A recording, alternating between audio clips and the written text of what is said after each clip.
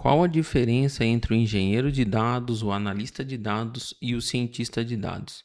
Gente, o engenheiro de dados, ele é aquele cara que projeta toda a infraestrutura com base no negócio e fornece toda essa estrutura, todos os dados tratados e coletados para o analista de dados.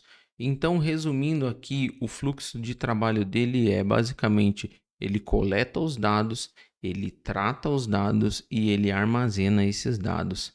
Se não existe o banco ou a nuvem da empresa, ele também tem que fazer esse trabalho então de estruturar o banco de dados ou o banco de dados na nuvem ou localmente.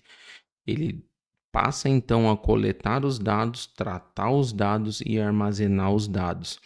E após armazenar os dados, ele pode ainda fazer alguns tratamentos. Ele armazena os dados brutos, ele pode gerar uma segunda camada que é chamada de camada bronze, onde ele dá um primeiro tratamento ali nos dados, e ele pode ainda chegar numa camada gold, que aí é onde ele já deixa o dado o mais fino possível, o mais adequado possível para a análise dos analistas de dados e cientistas de dados. Então, esse profissional é um profissional que ele tem que dominar ali uma linguagem de programação, ele tem que saber de ferramentas de orquestração de dados, né, que consiga coletar, tratar e ingerir esses dados de uma forma automatizada, com agendamentos, né? Então, esse profissional é um profissional muito técnico, é um profissional que atua ali na infraestrutura, então ele tem muito trabalho, não que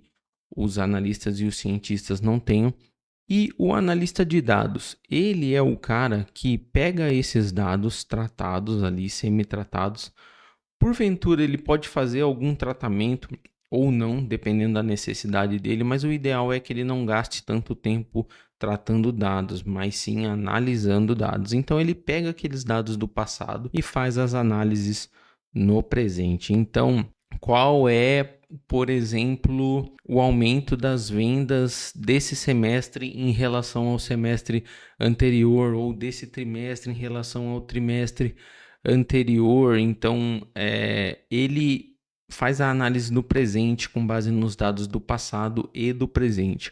O cientista de dados, ele consome esses dados do passado, porém, ele dá estimativas do futuro, né? Então, ele tenta prever tendências. Como um exemplo, ele pode prever qual vai ser o aumento de receita daqui 12 meses, né? Um ano ou 15 meses. Então, o cientista de dados, ele faz esse tipo de trabalho, mas ele também faz testes estatísticos, por exemplo, como a empresa pode fazer uma alteração no website dela, e aí para um grupo de pessoas ela disponibiliza uma página, e para um outro grupo de pessoas ela disponibiliza essa página alterada. E aí ela deixa ali um tempo testando, pode ser 2 meses, 3 meses, ela vai coletando esses dados e depois o cientista de dados analisa se o site, com as alterações de interface ou funcionalidade, teve um ganho significativo com base na estatística, né? Se é estatisticamente significativo esse ganho em relação ao site anterior. Então, o cientista de dados também faz esse trabalho, e o analista também, se ele tiver o conhecimento, ele também pode fazer esse trabalho.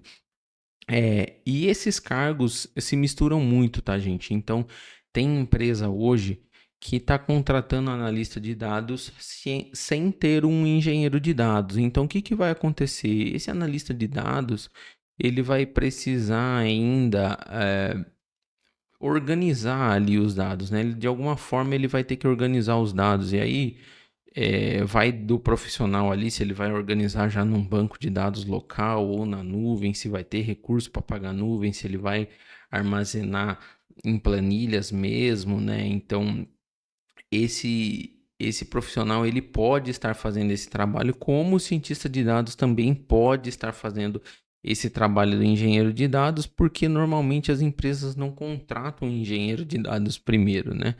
É uma prática aí que está mudando no mercado, né? As empresas estão dando mais importância primeiro para o engenheiro de dados e depois para o analista de dados, ou estão contratando aquele profissional que deram o nome de Analytics Engineer, né? Que é meio que uma fusão dos dois ali. De qualquer forma, o analista de dados, como ele tem que estudar banco de dados, né? Ele pode sim estar criando ali banco de dados, se ele se especializou ali em banco de dados também, ele pode estar criando ali o armazenamento de dados da empresa e todo o fluxo de dados e automação de ingestão e tudo mais. Isso daí é comum de acontecer também.